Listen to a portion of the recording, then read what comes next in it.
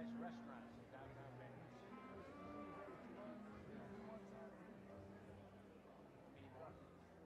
They should be coming.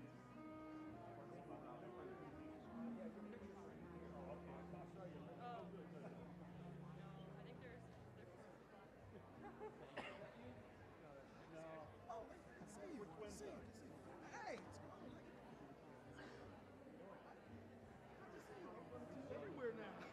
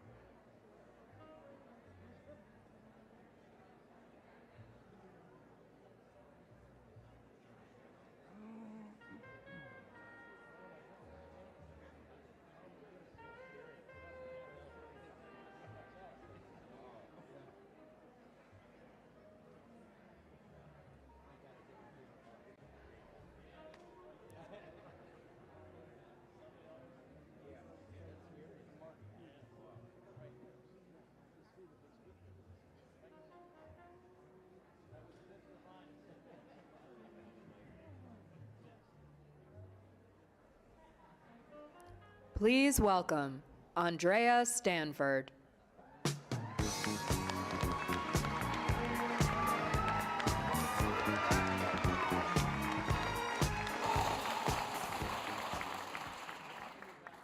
Good afternoon. This is Pittsburgh. Good afternoon. All right. And thank you all for being here today. My name is Andrea Stanford, and I am proud to be here as a woman business leader in the great city of Pittsburgh.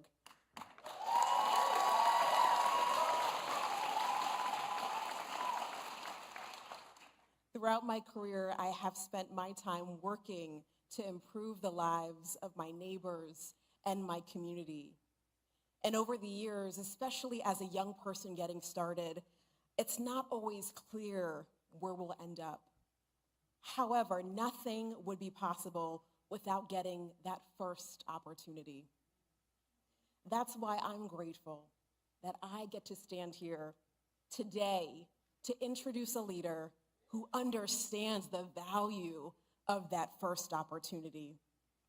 You see, the Vice President is here in Pittsburgh today to lay out her vision for the future of our economy, one where the middle class grows, where capitalism thrives, and where bad actors who try to screw over the little guys are held to account.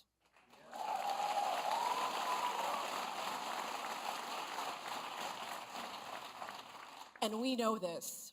There's no better place to deliver such an address at such a time as this, right here in the Steel City.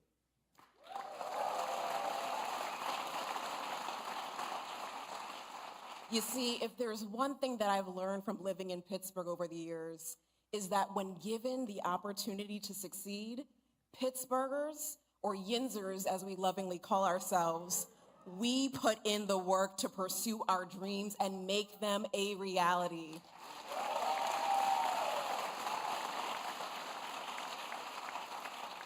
Kamala Harris is committed to make sure that access to opportunity is a reality for everyone, not just those like Donald Trump who were born with a silver spoon in their mouth. You see, today's speech is Vice President Harris's chance to tell the American people why she believes, what she believes about fairness, about building and expanding the middle class, and about how we ensure that every child in this great nation has equal access to the American dream, and how she'll get it done as president. You see, we've seen what Donald Trump did. As president, he blew up the national debt, gave tax cuts to millionaires and billionaires at the expense of working people, and created incentives to ship jobs overseas. If reelected, we know that Trump and his extreme Project 2025 agenda would raise costs for working families, usher in a recession, and destroy good-paying, family-sustaining jobs that Kamala Harris has fought so diligently to create. We can't go back. We can't go back. We must elect Kamala Harris in November, not just because it's important that we have a leader with the character to be present, but because working families across the nation are depending on her. With that, it is my honor to introduce someone who has dedicated her life to public service, a woman who has spent her entire career fighting for everyday Americans. And let me remind you of her background. As a prosecutor, she took on, you know the story, y'all, she took on violent criminals and held them accountable. As Attorney General, she fought for hundreds of thousands of homeowners after they were defrauded by the big banks. And as United States Senator and our Vice President, she has continued to fight to lower costs for working families while growing our economy and working to make it more fair. Without further ado, I am overjoyed to welcome the next President of the United States, Kamala Harris.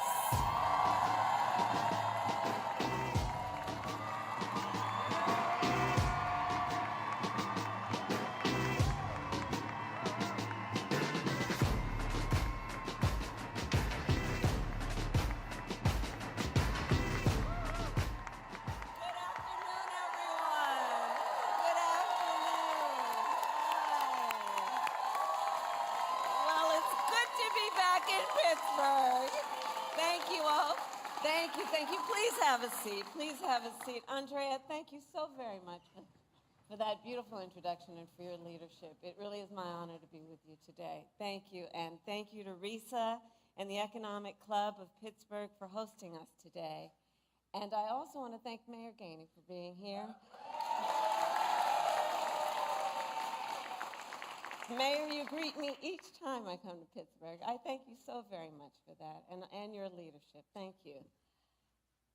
So, hello, friends. Let's get started. Okay. So we gather at a moment of great consequence. In this election, I believe we have an extraordinary opportunity to make our middle class the engine of America's prosperity, to build a stronger economy where everyone, everywhere, has a chance to pursue their dreams and aspirations, and to ensure that the United States of America continues to out-innovate and out-compete the world. Over the past 3.5 years, we have taken major steps forward to recover from the public health and economic crisis we inherited. Inflation has dropped faster here than the rest of the developed world. Unemployment is near record low levels. We have created almost 740,000 manufacturing jobs, including 650 at the battery manufacturing plant over in Turtle Creek.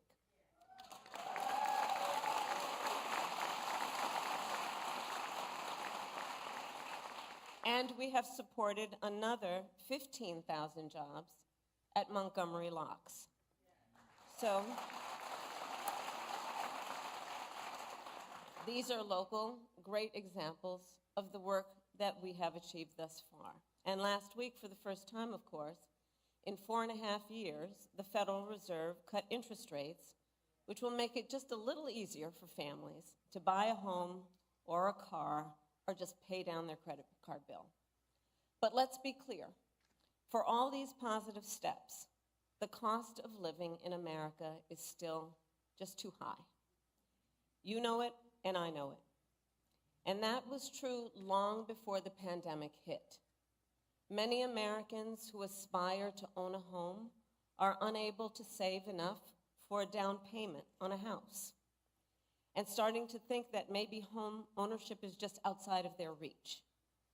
Folks who live in factory towns and in rural communities, who have lost jobs, are wondering if those jobs will ever come back. Many Americans are worried about how they'll afford the prescription medication they depend on.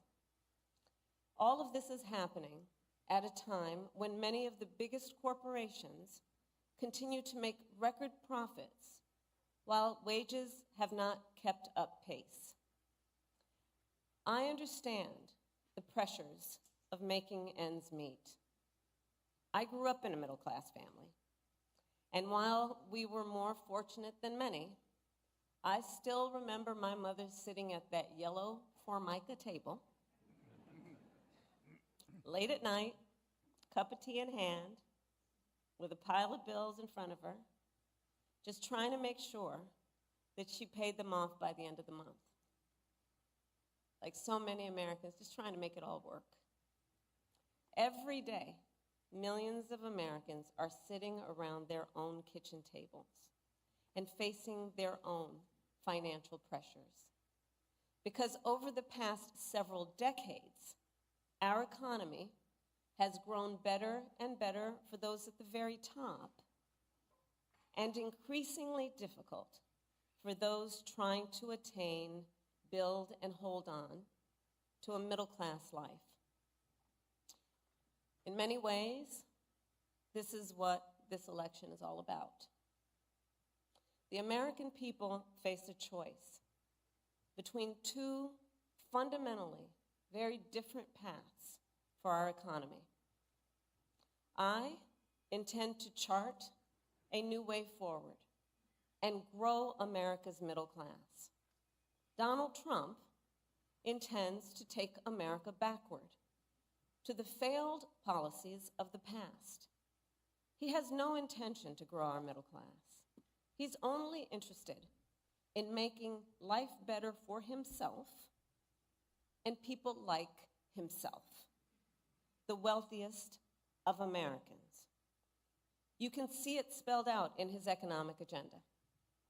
An agenda that gives trillions of dollars in tax cuts to billionaires and the biggest corporations, while raising taxes on the middle class by almost $4,000 a year, slashing overtime pay, throwing tens of millions of Americans off of health care, and cutting Social Security and Medicare. In sum, his agenda would weaken the economy and hurt working people and the middle class.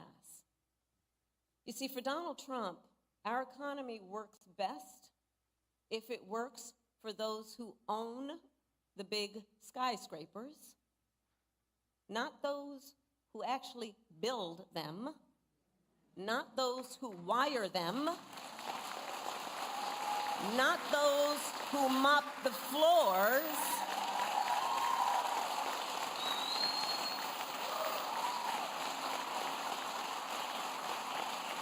well, I have a very different vision.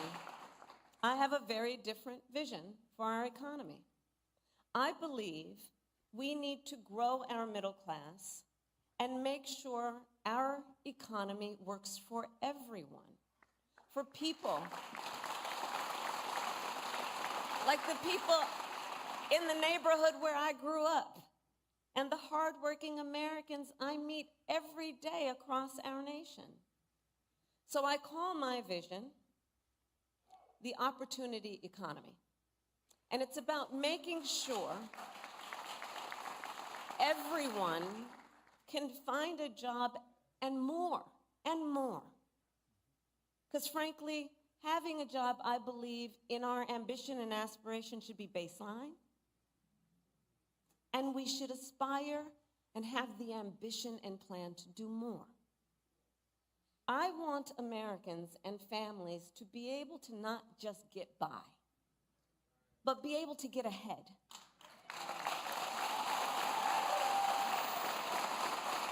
To thrive. Be able to thrive. I don't want you to have to worry about making your monthly rent if your car breaks down. I want you to be able to save up for your child's education, to take a nice vacation from time to time. I want you to be able to buy Christmas presents for your loved ones without feeling anxious when you're looking at your bank statement. I want you to be able to build some wealth, not just for yourself, but also for your children and your grandchildren, intergenerational wealth.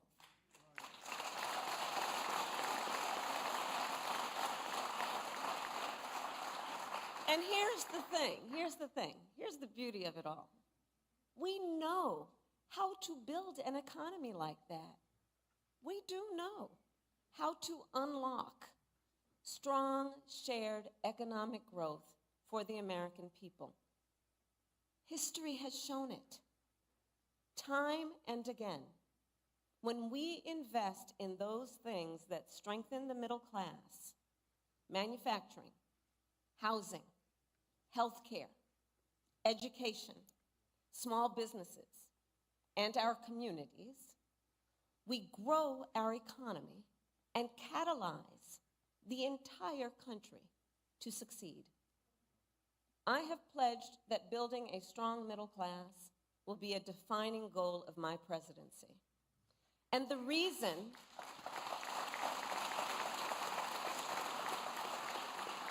but let me tell you, the reason is not about politics and it's not about ideology. From my perspective, it's just common sense. It's just common sense. It's actually what works. When the middle class is strong, America is strong, and we can build a stronger middle class. The American economy, we know this here. The American economy is the most powerful force for innovation and wealth creation in human history. We just need to move past the failed policies that we have proven don't work. And like generations before us, let us be inspired by what is possible.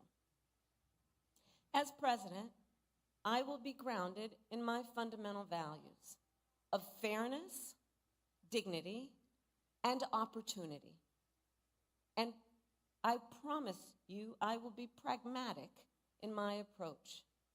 I will engage in what Franklin Roosevelt called bold, persistent experimentation.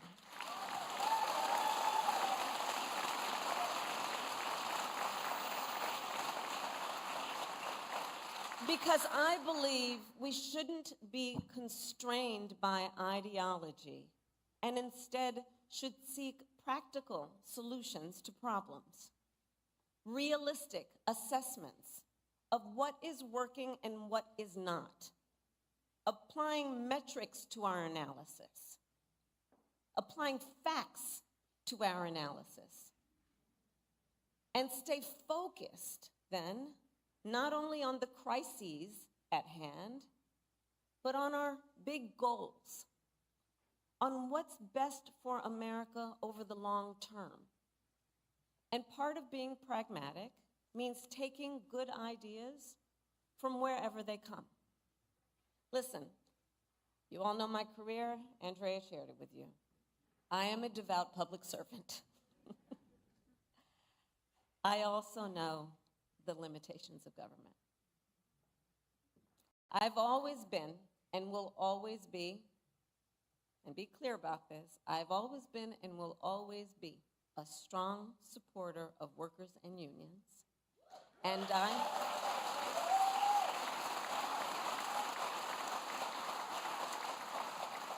I also believe we need to engage those who create most of the jobs in America. Look, I'm a capitalist. I believe in free and fair markets. I believe in consistent and transparent rules of the road to create a stable business environment. And I know the power of American innovation. I've been working with entrepreneurs and business owners my whole career. And I believe companies need to play by the rules. Respect the rights of workers and unions, and abide by fair competition. And if they don't, I will hold them accountable. And if anyone has a question about that, just look at my record as Attorney General.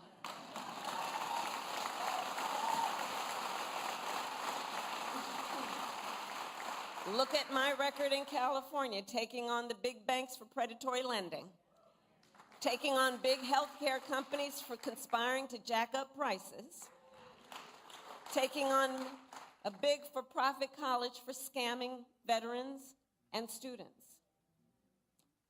At the same time, I believe that most companies are working hard to do the right thing by their customers and the employees who depend on them. And we must work with them to grow our economy.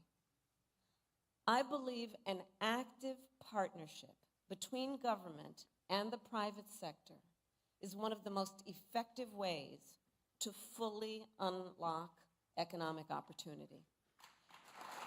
And that is what I will do when I am president. I will target the major barriers to opportunity and remove them.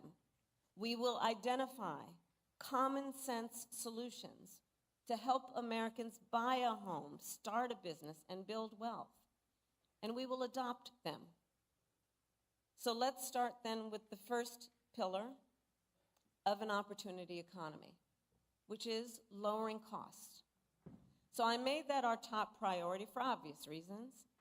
Because if we want the middle class to be the growth engine of our economy, we need to restore basic economic security for middle-class families. To that end, the most practical thing we can do right now is to cut taxes for middle-class families and individuals. And that's what we will do. Under my plan, more than 100 million Americans will get a middle-class tax break. That includes $6,000 for new parents during the first year of their child's life. To help families cover everything from car seats to cribs. We'll also cut the cost of child care and elder care. And finally, give all working people access to paid leave, which will help everyone caring for children, caring for aging parents, and that sandwich generation, which is caring for both.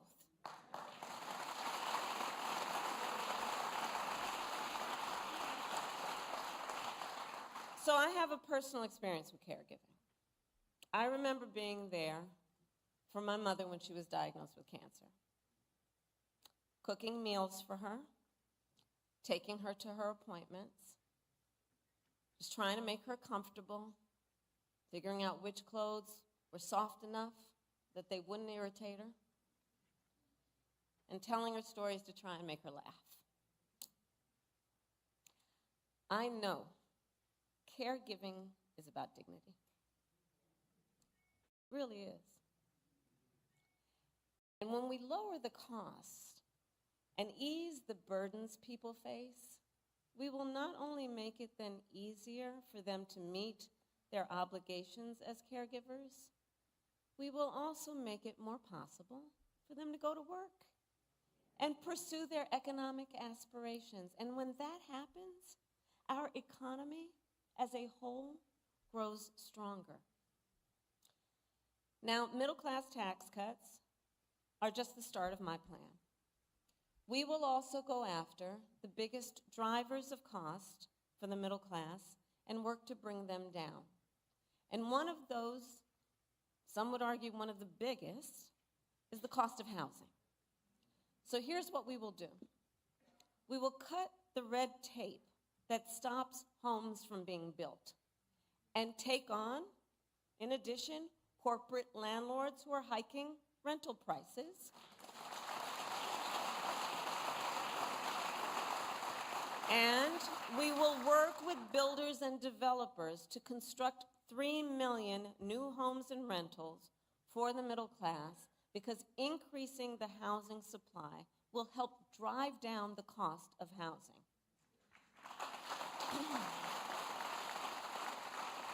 We will also help first-time homebuyers just get their foot in the door with the $25,000 down payment assistance.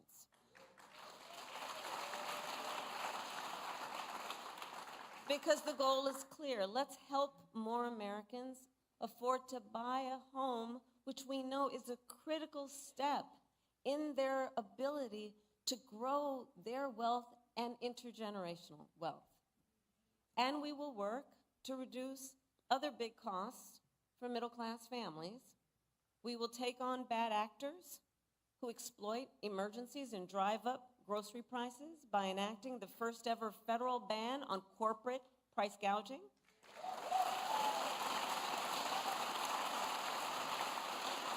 I had the experience of dealing with that when I was Attorney General. We will take on Big Pharma and cap the cost of prescription drugs for all Americans, just like we did for our seniors. Now, by contrast, Donald Trump has no intention of lowering costs for the middle class. In fact, his economic agenda would actually raise prices. And listen, that's not just my opinion. A survey of top economists by the Financial Times and the University of Chicago found that by an overwhelming 70 to 3% margin, my plan would be better for keeping inflation low.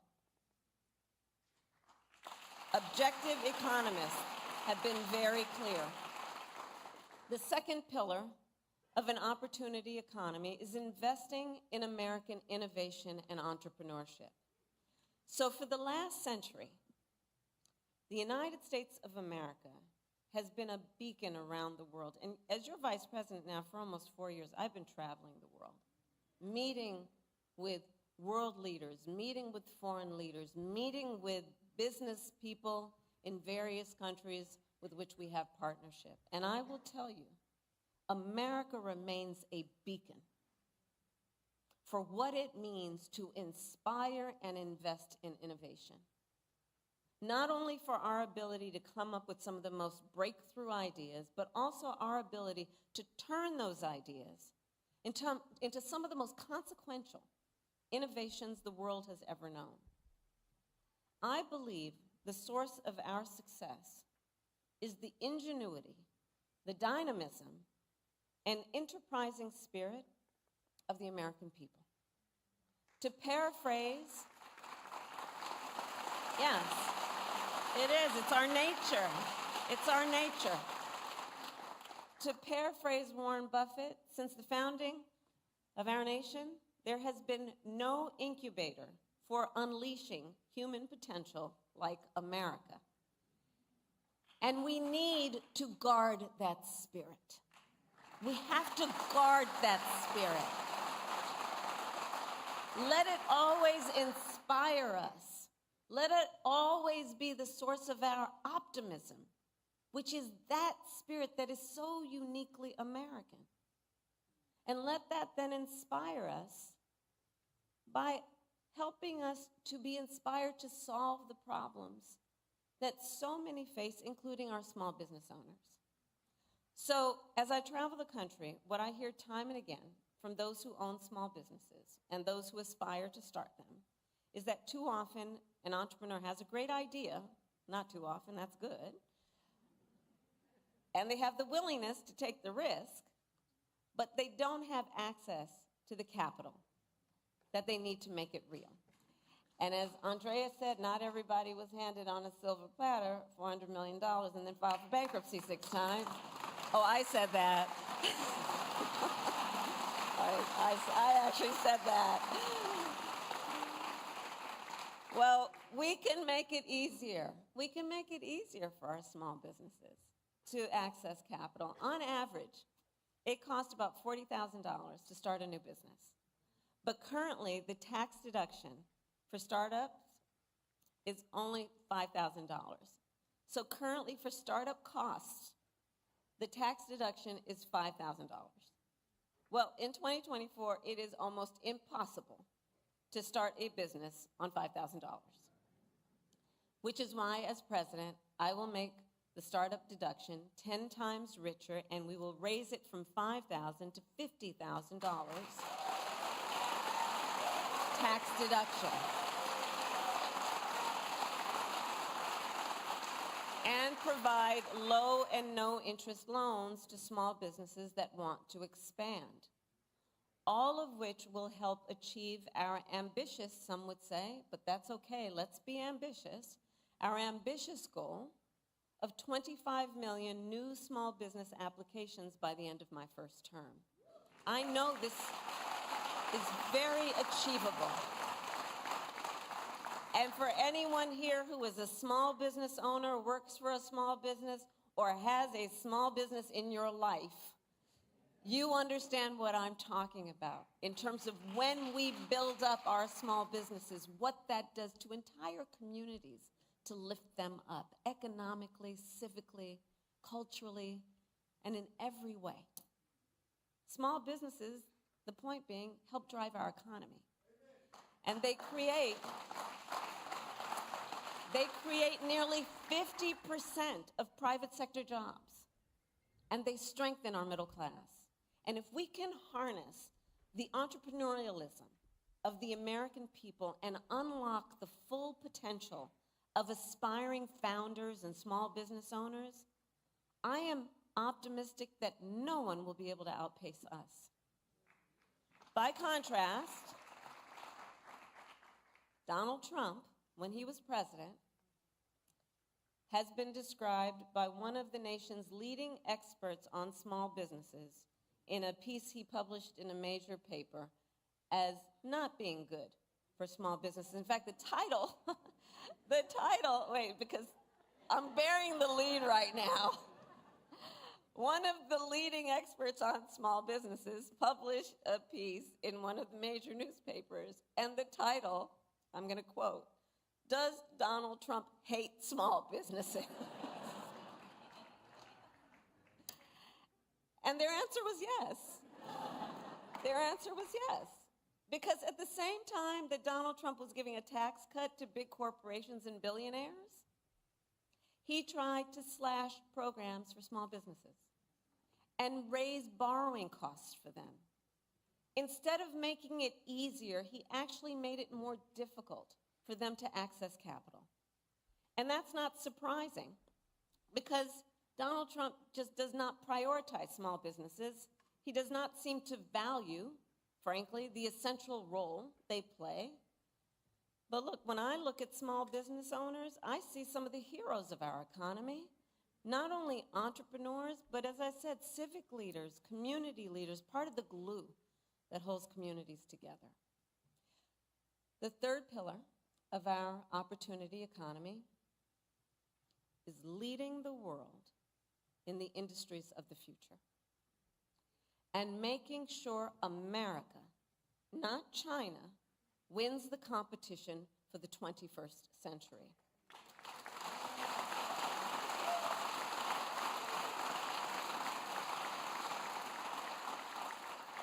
One of the recurring themes in American history is that when we make an intentional effort to invest in our industrial strength, it leads to extraordinary prosperity and security, not only for years, but for generations. Think of Alexander Hamilton having the foresight to build the manufacturing capabilities of our new nation. Think of Lincoln and the Transcontinental Railroad. Think of Eisenhower and the interstate highway system. Kennedy committing America to win the space race and spurring innovation across our society. From our earliest days, America's economic strength has been tied to our industrial strength. And the same is true today. So I will recommit the nation to global leadership in the sectors that will define the next century. We will invest in biomanufacturing and aerospace, remain dominant in AI and quantum computing, blockchain and other emerging technologies, expand our lead in clean energy innovation and manufacturing,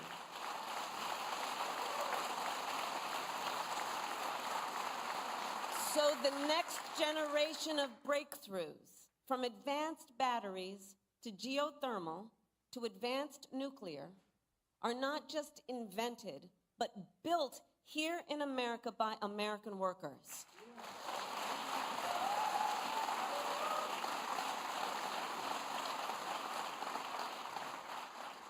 And we will invest in the industries that, for example, made Pittsburgh the Steel City by offering tax credits for expanding good union jobs in steel and iron and manufacturing communities like here in Mon Valley. And across all these industries of the future, we will prioritize investments for strengthening factory towns. This is so important. For strengthening factory towns, retooling existing factories, hiring locally, and working with unions, because no one who grows up in America's greatest industrial or agricultural centers should be abandoned.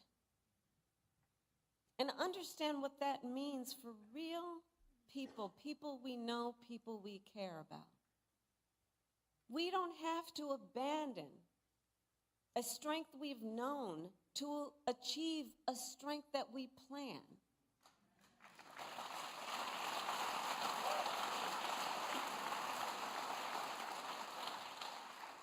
And here's what else we will do when I am president. We will double the number of registered apprenticeships by the end of my first term.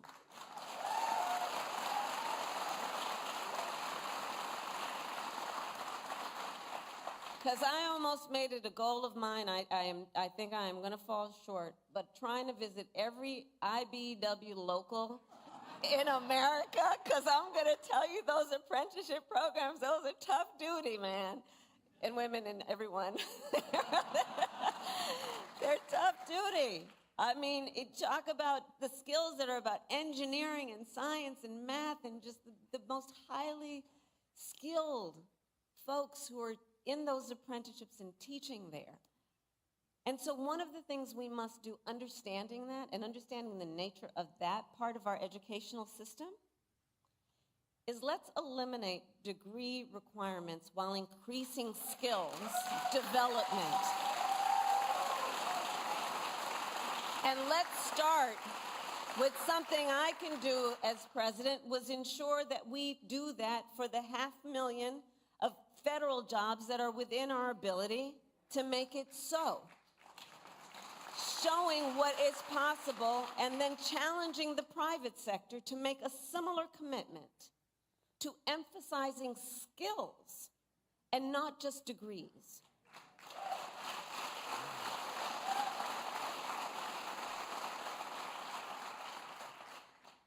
And we will reform our tax laws to make it easier for businesses to let workers share in their company's success.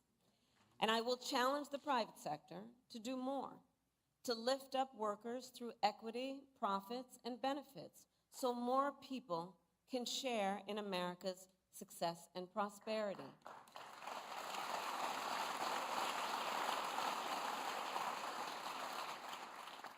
And not only must we build the industries of the future in America, we must also build them faster. You know, there's a time for patience, and there's a time for impatience. That's not in Ecclesiastics, but just went off script for a minute, Mayor. But the simple truth is, in America, it takes too long and it costs too much to build.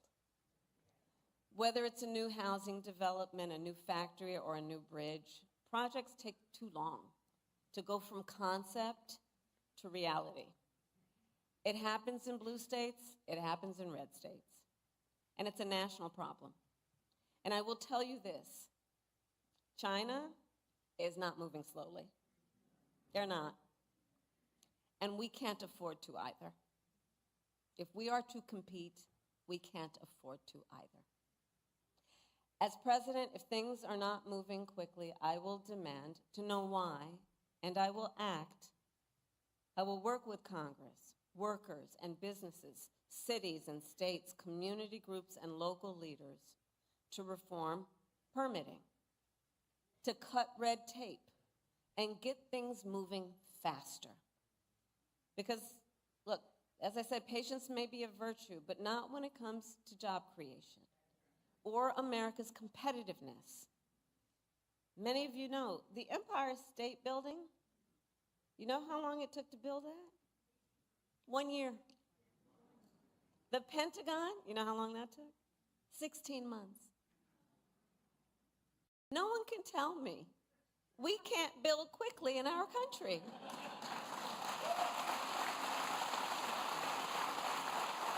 I've got empirical evidence.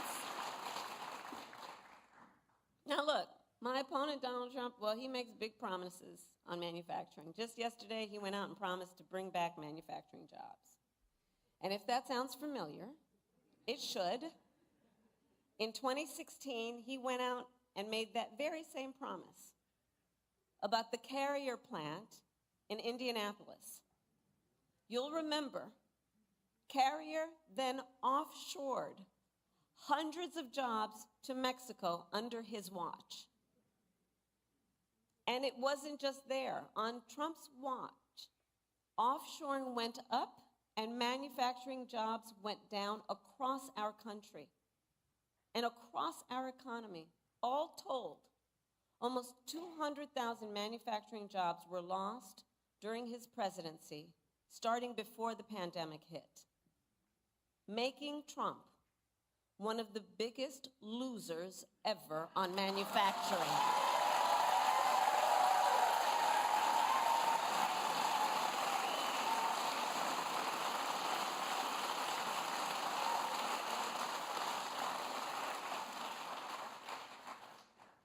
Donald Trump also talked a big game on our trade deficit with China.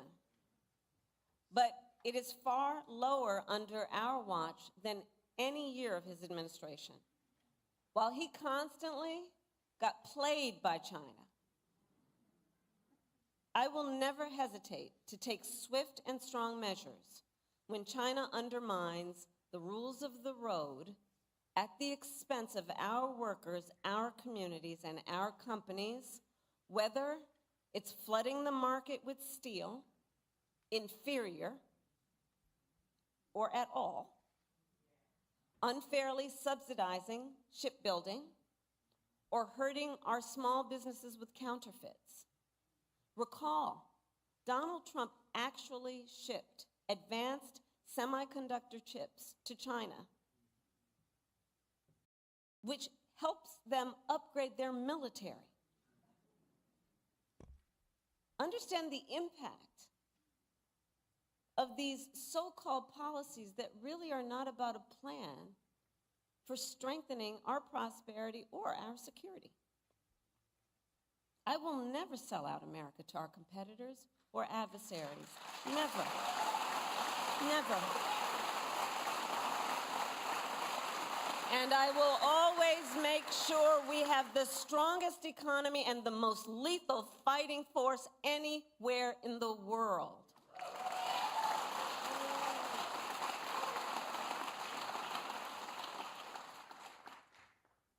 So at this pivotal moment, we have an extraordinary opportunity to chart a new way forward, one that positions the United States of America and all of us who are blessed to call this home for success and prosperity in the 21st century. You know, there's an old saying that the best way to predict the future is to invent it. Well, that is the story of the Steel City. That is the story of the Steel City. The city that helped build the middle class, birth America's labor movement, empower the rise of American manufacturing, and the city where Alan Newell and Herbert Simon launched the first AI research hub at Carnegie Mellon.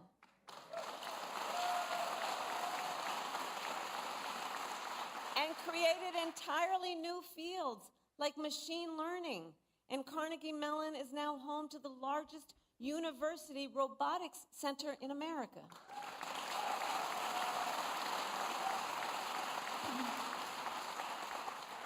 So the proud heritage of Pittsburgh, I so strongly believe, reveals the character of our nation. A nation that harnesses the ambitions, the dreams, and the aspirations of our people, seizes the opportunities before us because we see them, because we believe in them, and then invents the future. That is what we have always done, and that is what we must now do. I know we will. I thank you all for inviting me. May God bless you. And may God bless the United States of America.